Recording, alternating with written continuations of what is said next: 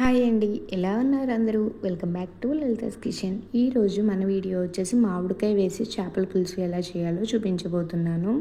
ముందుగా ఒక పెద్ద 2 ఉల్లిపాయలని ఇలా కోర్స్గా బ్లెండ్ చేసుకుని ఒక గిన్నెలోకి తీసుకోండి. ఒక పెద్ద టొమాటోని ముక్కల కింద కట్ చేసుకుని మీ కారానికి తగినట్టు 10 నుంచి 12 వరకు పచ్చిమిర్చి, 1 స్పూన్ వరకు అల్లం వెల్లుల్లి పేస్ట్, 2 రెమ్మల వరకు కరివేపాకు, మీ రుచికి తగినంత ఉప్పు, 2 స్పూన్స్ వరకు కారం, 1 స్పూన్ వరకు జీలకర్ర పొడి, 1 స్పూన్ వరకు మెంతుల పొడి, 1 స్పూన్ వరకు ధనియాల పొడి, కొంచెం పసుపు, అలాగే ఒక పెద్ద నిమ్మకాయ సైజ్ అంతా చింతపండు తీసుకుని నానబెట్టుకొని పక్కన పెట్టుకోండి. ఇప్పుడు 1 కేజీ వరకు శుభ్రం చేసుకున్న చేప ముక్కల్ని తీసుకుని 2 పెద్ద మామిడికాయల్ని ఇలా ముక్కల కింద కట్ చేసుకుని పక్కన పెట్టుకోండి. మనం ఏదైతే చేపల కూర చేయాలనుకున్నామో ఆ గిన్నెలో ఆయిల్ అనేది 4 స్పూన్స్ వరకు యాడ్ చేసుకోండి. ఆయిల్ అనేది చేపల కూరకి ఎక్కువే పడుతుందండి.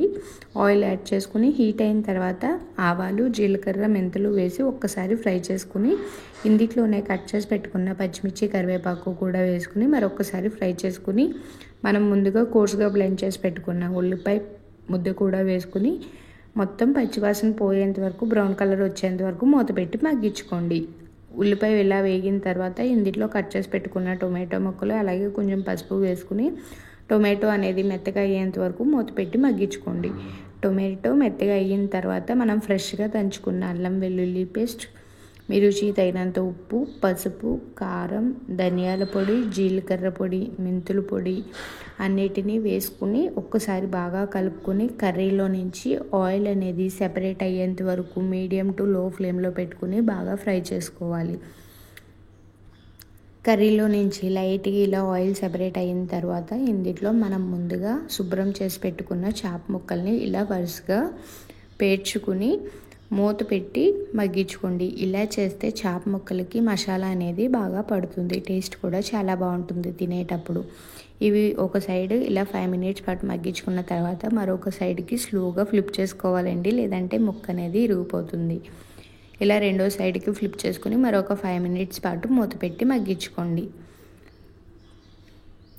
ముక్కలకి ఇలా పూర్తిగా మసాలా పట్టిన తర్వాత మనం ముందుగా చింతపండు నానబెట్టి పెట్టుకున్నాం కదా, దాన్ని గుజ్జు మొత్తం తీసుకుని 1 కప్పు వరకు చింతపండు పులుసు, అదే కప్పుతో 1.5 కప్పు వరకు వాటర్ యాడ్ చేసుకుని ముక్క మునిగిన తర్వాత ఇందులోనే కొంచెం కొత్తిమీర కూడా వేసుకుని ముక్కలకి మసాలా కానీ పులుసు కానీ మొత్తం పట్టేటట్టు ఇలా కలుపుకోండి. గరిటె మాత్రం పెట్టకండి. చేపల కూరలో గరిటె అనేది పెడితే ముక్క అనేది విరిగిపోతుంది. అందుకే ఒక క్లాత్ తీసుకుని 2 సైడ్లు ఇలాగా బాగా కలుపుకుని మూత పెట్టేసి ఒక 10 మినిట్స్ పాటు మీడియం ఫ్లేమ్లోనే బాగా కుక్ చేసుకోండి. 10 మినిట్స్ తర్వాత కర్రీలో నుంచి ఇలా ఆయిల్ సెపరేట్ అయింది కదా, ఇప్పుడు మనం ముందుగా కట్ చేసి పెట్టుకున్న మామిడికాయ ముక్కల్ని కూడా వేసుకుని మరొకసారి క్లాత్ తీసుకుని పూర్తిగా కలిసేటట్టు బాగా కలుపుకోవాలి. మామిడికాయ ముక్కలు ఎక్కువ టైం అనేది పట్టదండి, ఒక 5 మినిట్స్లో కుక్ అయిపోతుంది. మామిడికాయ ముక్కలు వేసి ఒక క్లాత్ తీసుకుని మరొకసారి కలుపుకొని మరో 5 to 10 మినిట్స్ పాటు మీడియం ఫ్లేమ్లో కుక్ చేసుకుంటే మనకి ఎంతో టేస్టీగా ఉండే మామిడికాయ చేపల పులుసు అనేది రెడీ అయిపోతుందండి. లాస్ట్లో కొంచెం కొత్తిమీరతో గార్నిష్ చేసుకుని ఒక 15 to 20 మినిట్స్ తర్వాత సర్వ్ చేసుకుని తింటే చాలా టేస్టీగా ఉంటుంది. ఇది వండిన రోజు కాకుండా నెక్స్ట్ డే తీసుకుంటే మాత్రం ఏ చేపల కూర అయినా సరే అద్భుతంగా ఉంటుందండి. మీరు కూడా ఇలా ఒక్కసారి ట్రై చేసి ఎలా వచ్చిందో నాకు కామెంట్స్లో చెప్పండి. చేపల కూర అయితే చాలా అంటే చాలా టేస్టీగా వచ్చింది. అంతే ఈ video. By by. Please do like, share and subscribe to my channel.